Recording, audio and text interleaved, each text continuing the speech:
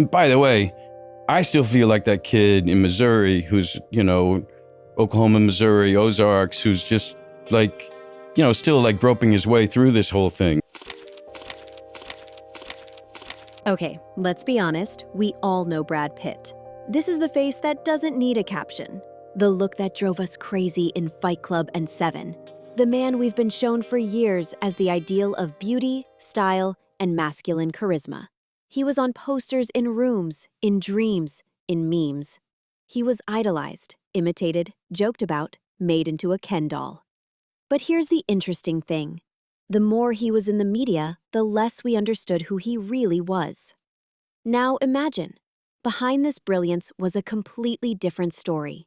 The story of a man who, since his youth, could not find himself because everyone around him already knew who he should be. A handsome man, a lover, and only over the years did Brad Pitt decide to step out of this role and start living. This will not be a dry biography born, acted, married, divorced. It will be a journey through rebellion, passion, therapy, alcohol, loss, art, and silent maturity. We will go all the way from a young dreamer from Missouri to a sculptor in a hat who is not chasing anyone else. And in the end, we will leave questions unanswered. Because maybe this is the only way we can really feel who Brad Pitt is. Subscribe to the channel so you don't miss the next episodes of the biography. And maybe next week, you will find out who your idol really is. Before he became the most famous man on the planet, he was just Brad. Not Brad Pitt. Brad from Springfield, Missouri. An average American city where everyone knows who went to the prom with whom, and where even adults don't run away with their dreams. The family is religious and strict. His father owns a transportation company, and his mother is a school counselor. Sunday services, blessings before dinner, strict rules, and TV as a portal to another life. Brad grew up to be a handsome boy, so handsome that it was almost a curse from the start. Everyone saw his beauty, but no one wanted to see deeper. No one asked how he felt. They just smiled back at him. He was doing well in school. He listened to rock, rode his bike, and felt trapped because Missouri was too small for him. It was a city where he was supposed to stay forever, start a family, buy a house on the outskirts, and work somewhere nearby. But there was a spark inside him even then, the one that is not visible on his face. It pulsates in the pit of your stomach when you feel that you are meant for something more. He entered the University of Missouri to study journalism. Why? Because he had to choose something, and he almost graduated. Almost. But a few weeks before graduation, he just took off. He just got in his car, threw his stuff in the back seat, and hit the gas. His journey to Hollywood began with a roadmap, a pack of cigarettes, and the belief that life should be different. In Los Angeles, he was a nobody. No agent, no money. He worked as a driver, a trucker, delivered refrigerators, and was even that guy in the chicken costume handing out flyers. But every morning he woke up thinking, I'm not going back. And that kept him going. He was not fighting for fame. He was fighting for the opportunity to become himself. In 1991, the world saw the very Brad Pitt, a short role in the movie Thelma and Louise, 14 minutes on the screen. Jeans, a naked torso, a cowboy hat. And that was enough for America to fall in love. Hollywood immediately labeled him that hot guy. All the studios wanted Brad, but not as an actor. As a beautiful facade for a romantic comedy or action movie. His body became a magnet, his face a commodity. And the worst part was that he realized it, and he hated it.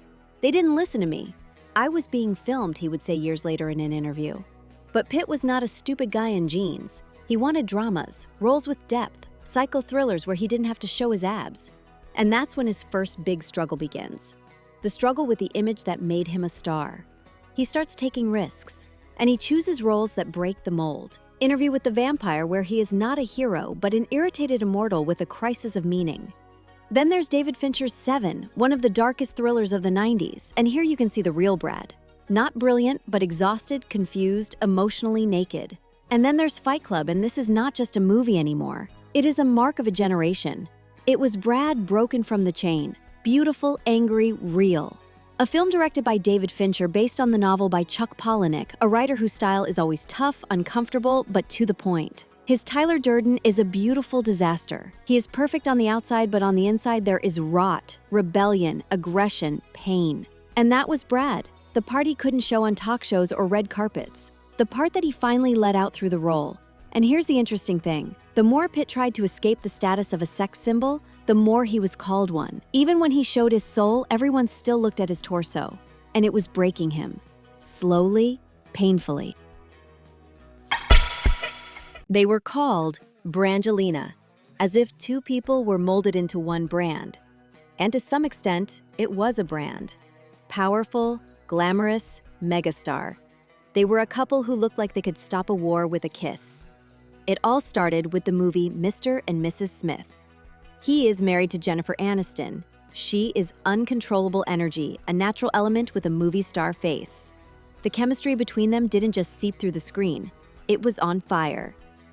I felt comfortable, it was fun, and something in me finally came to life, Brad would later say about filming with Angelina. The affair began with a scandal. Brad was accused of cheating. Hollywood was divided. Team Aniston, Team Jolie. But Brad himself seems to have been truly carried away for the first time. In Jolie, he saw not only a woman, but a partner, an activist, a mother, crazy, passionate, strong. They created something that seemed like a fairy tale. A huge family, 3 adopted children, 3 biological children, a house in France, traveling with charity missions, making movies, building schools, supporting refugees. It was as if they were playing family Hollywood with a human face. But inside, everything was not so clean. Brad was gradually losing himself.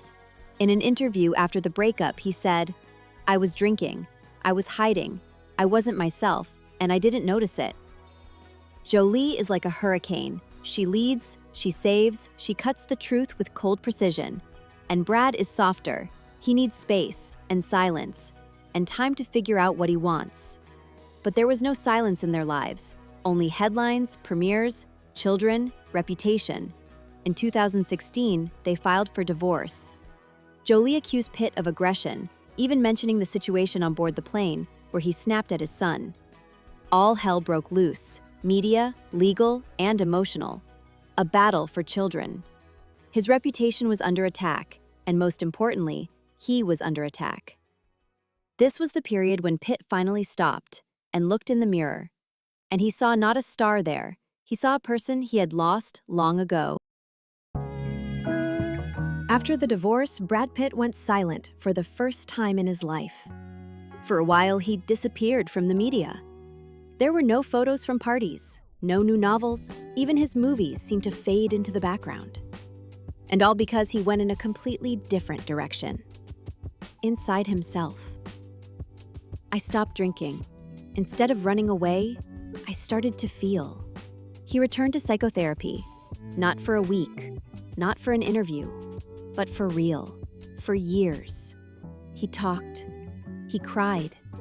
He remembered his childhood, he confessed his faults, and he learned to be not perfect, but alive. And you know what else he did? He began to sculpt, with his hands, without cameras, in silence. In an art center in Finland, together with his friend sculptor Thomas Hausiago, Brad created his first exhibition. His works are rough, heavy, a little wild, but they contained everything he had been holding inside for years. Pain, guilt, search, fear. These were not just paintings. They were internal breakdowns materialized in bronze and clay. He also started making wine. In the same estate in the south of France where he once lived with Jolie. Wine that is not sold on the mass market, because it's not a business. It is therapy. Just like the music he composes on the piano, like the architecture he studies, like the garden he tends by himself. At 60, Brad Pitt no longer plays a hero. He plays life. For real. Brad Pitt was a star. He was the man everyone wanted. He was the one who made mistakes. He lost his family, found himself, and in the end, he realized that he didn't want to act anymore. He just wanted to live. Now he lives quietly. He sculpts sculptures, he makes wine. Sometimes he is sad, sometimes he is smiling, just like everyone else. And honestly, this is even more interesting than all his roles combined.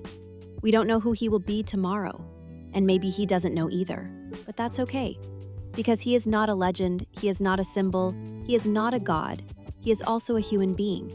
And maybe this, being just a human being, is his main role. I'm curious how you felt about this story. Write in the comments, I will definitely read it.